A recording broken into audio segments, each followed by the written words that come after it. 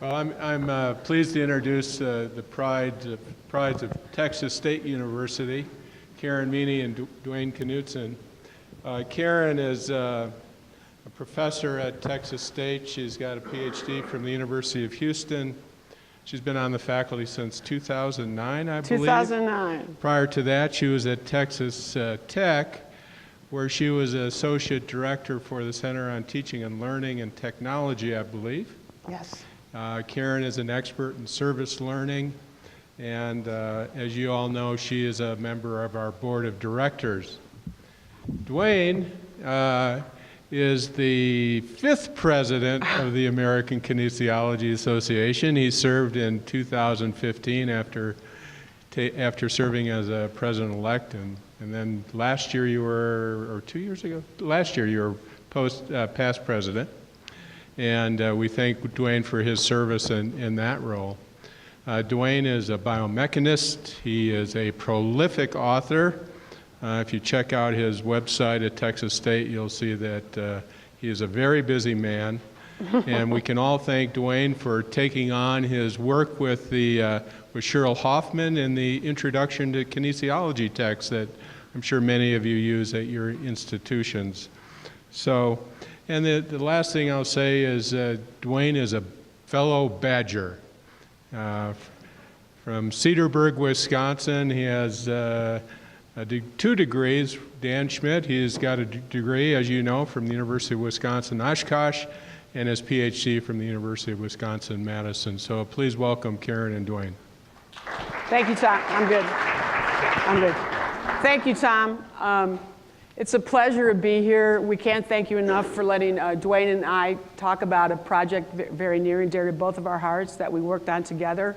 I also want to just say what a great conference this has been and how empowering it is to talk to all of my colleagues about ideas and things that they have at their universities. So thank you.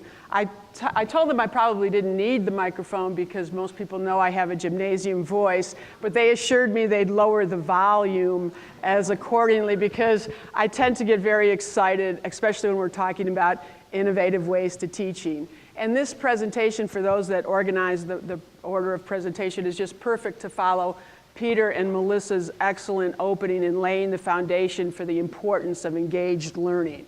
So at Texas State University, just like you've heard yesterday, most kinesiology programs are huge.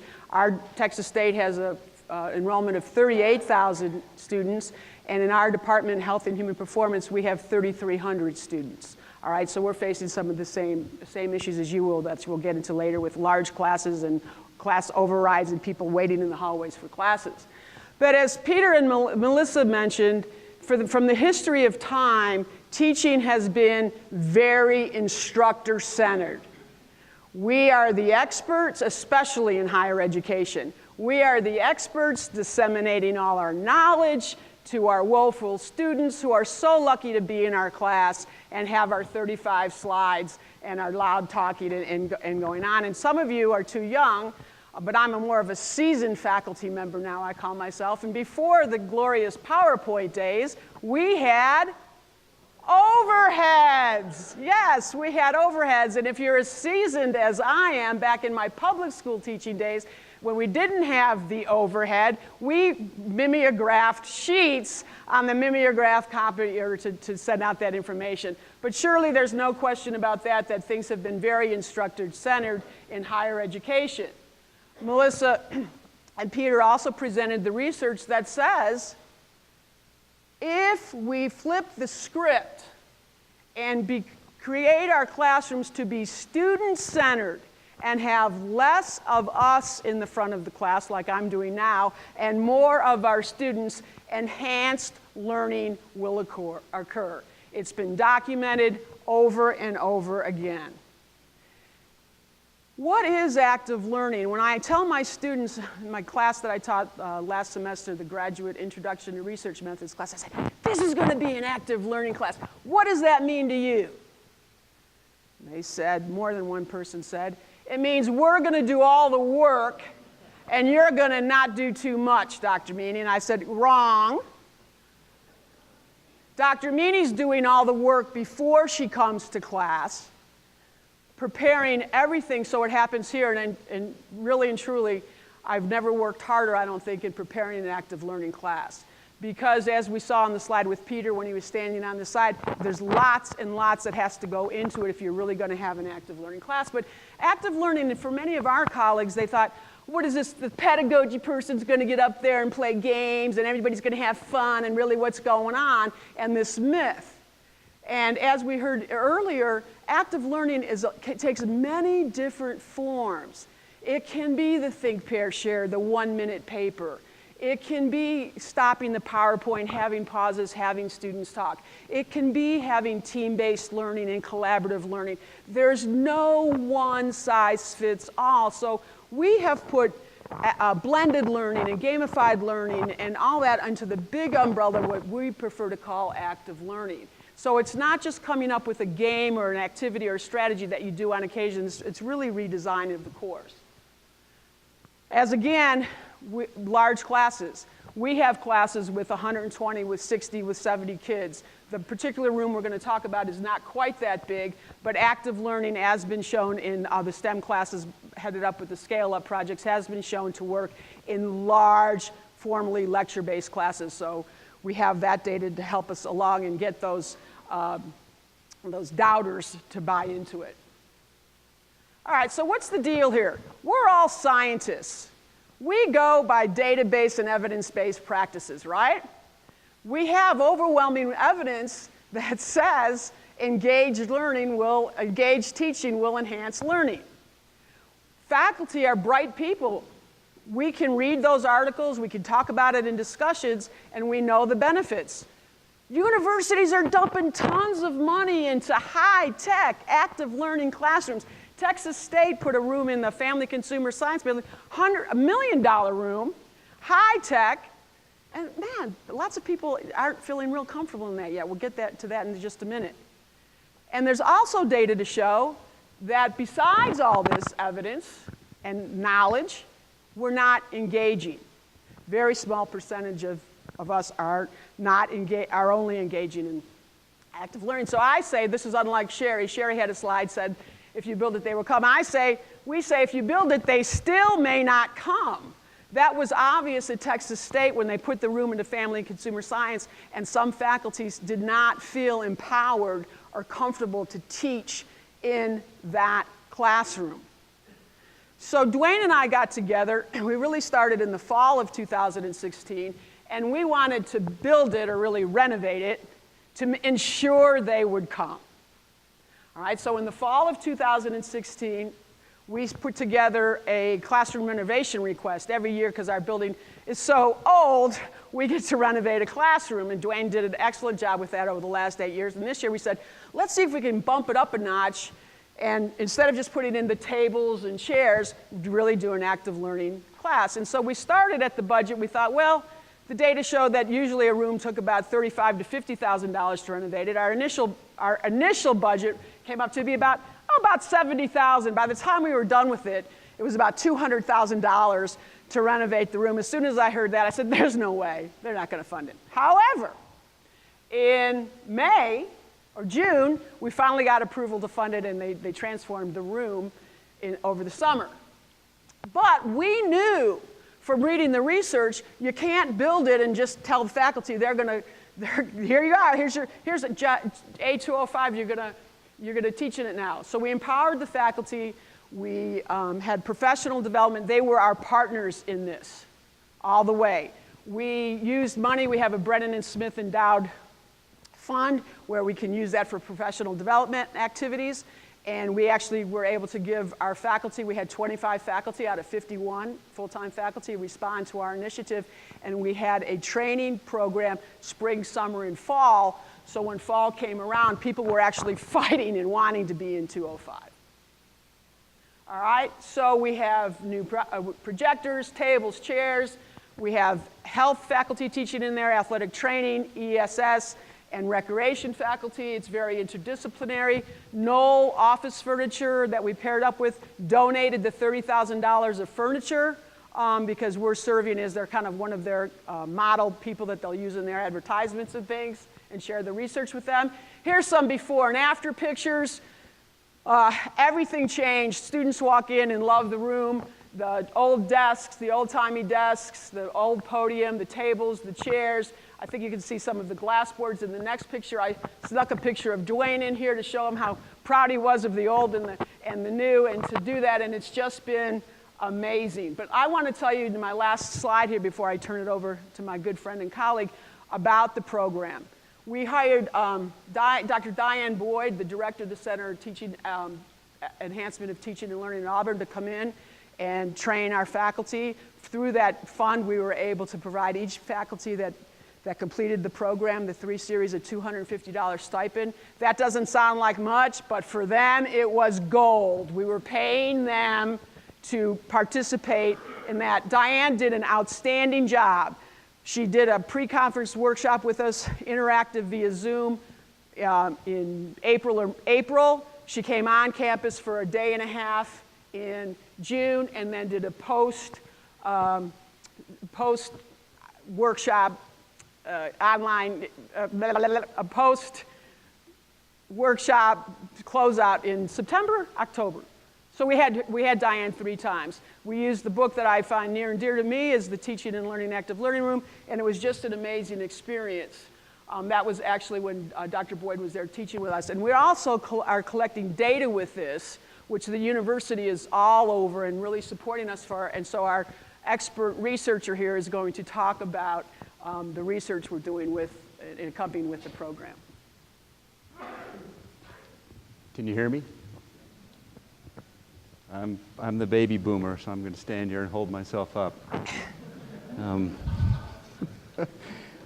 Let's use our biomechanical response system. Where are our first 2 speakers, outstanding or super outstanding? Ready, vote. Good, you all won a badge. Wonderful. Put it on your badge. So let me master it here.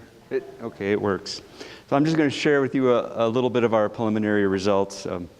We naturally did pre and post surveys to our baby boomers, which were the faculty, and then the millennial Gen X and Zs, or whoever the students happened to be in the classes, because we literally had classes from all the disciplines within our department at pretty much every level. Was there a freshman level class? Yeah. Freshman all the way up to graduate. So the questions we asked them focused on some of the basic stuff, because we had a furniture partner that donated or will be donating some of the costs of the furniture to our university in an effort to get their foot in the door and sell more furniture to us. So we asked about the furniture and design and their attitudes about active learning, because we were interested in a little bit, and I'm interested in our students' epistemology. What are they thinking coming in about what we're trying to do with them in the classroom? Because that's what it sometimes feels like with them, that we're trying to do stuff to them. And then we asked instructors similar questions and more specific questions about the nature of the professional development we provided. And then we used a 4-point ordinal scale so no one could ride the fence. So here's some of the results. Naturally, everyone loves new furniture. It was very, very nice. The faculty loved it. The students were slightly less enthusiastic about the pretty new chairs that were on wheels. And those attitudes didn't change too much over the course of the semester, but they're happy because, as you noticed from the older pictures, most of our classrooms had nice furniture, but we still had some that sort of looked like from the 70s, tablet armchairs that were a little bit scary. The new furniture was positively perceived and easy to move and reconfigure by both the faculty and the students, so they found that it was useful to them to work in groups and get in and out of. The faculty and the student perceptions of the classroom layout design was positive, but the students did not appear to change over time, their attitude about the layout and the look of the whole classroom. There were some clear qualitative differences between the perceptions of the furniture between the faculty and the students. The faculty valued flexibility and mobility so they could do new things in the classroom. The students valued comfort. Surprise. But they did gradually increase a little bit of their interest in the flexibility. So we think they valued the active learning activities and came to agree a little bit more that being able to move around and talk and share with partners and work together was useful to them. Here are some of the narrative responses. They pretty much reinforced the Likert scale data. I'll let you take a quick look at those. I don't want to go through them all. I know we're late for a break, and I want to get to the student epistemology stuff. So initially, what were these not boomers, the millennials like? Well, basically 4 out of 5, a majority of the students said they were familiar with active learning, which was sort of surprising to me. A similar 4 out of 5 majority of these students reported that they had felt a responsibility to help other students learn in the class. However, that means 1 out of 5 disagree. There's little evidence in our sample that the positive or negative attitudes toward a responsibility to working with others and helping others learn changed over time. So we would have loved if gradually the 17% or so that were a little bit more to themselves suddenly became singing Kumbaya and working with everyone else, but it didn't change too much. And this is consistent with the literature. Some of you might be familiar with this. There's lots of research on this, and there's a wide range of both buy-in and resistance to active learning in college classrooms by our students. So we need to sort of train up the students to do these new pedagogies, and we believe it's really important to provide options to the students like we've been learning about, to do active learning by yourself as an individual and also in groups so people can learn to play well with others. The student beliefs about the nature of learning were surprisingly constructive. So I was really surprised by this. There was openness to facilitation of their learning through interactions with other students, but there were a very, very small percentage of students, about 5 to 7, who had resistance to interacting with other students because they perceived it would be ineffective and they wouldn't learn very much. So out of that 17% that were a little bit more, I'm more of a loner and like to learn by myself, there was even a smaller subset that were pretty hardcore that thought that I probably couldn't learn too much from the partner next to me, and they would be really hard to move along into this pedagogical approach. So initially, the faculty and student perceptions of the renovation and furniture was overwhelmingly positive, of course. The faculty perceptions tended to be more positive than the student ones. The students initially evaluated comfort, convenience, mobility, and flexibility. There was strong awareness of active learning by the students. I was really surprised by that. However, there was slightly lower student perception of their shared responsibility for learning, and these attitudes apparently did not change in our approximately 500 students in this first group, our first semester going through the classes that they took in this classroom. So the instructors were confident in their skills to effectively use active learning in this space, so we thought our training worked very well. The training contributed to the faculty culture of support for students and instruction in our department. It contributed to interdisciplinary collaboration. Our department's pretty diverse. We have athletic training, exercise science, recreation, what did I leave out? Health education. Don't forget health. And they're all there, but they all work together and are now collaborating on some pedagogical research. It stimulated curriculum development, contributed to scholarship of teaching and learning in our department, and probably what was most pleasing and surprising to us too was that we didn't go into expecting like ridiculously positive university response to our project, but we did receive that. We did get invitations by the instructional technology faculty to work with them to teach other faculty across campus.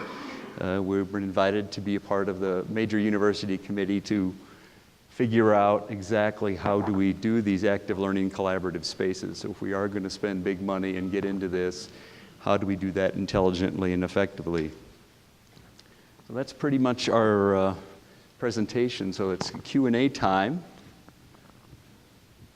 Thank you for your attention.